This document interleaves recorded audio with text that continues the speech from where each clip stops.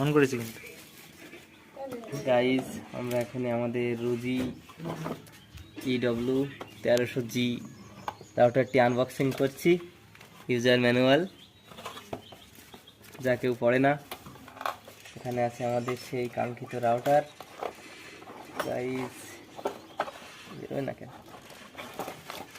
বেরোতেই চাচ্ছে না আমাদের রাউটারটা। চলে এসেছে আমাদের সামনে। গাইজ, সাথে আছে 8G প্যাচ কর্ড, একটা পাওয়ারফুল অ্যাডাপ্টার যা 12 ভোল্টের। এদিকে আছে আমাদের সেই কাঙ্ক্ষিত রাউটার। গাইজ, অসাধারণ দেখতে।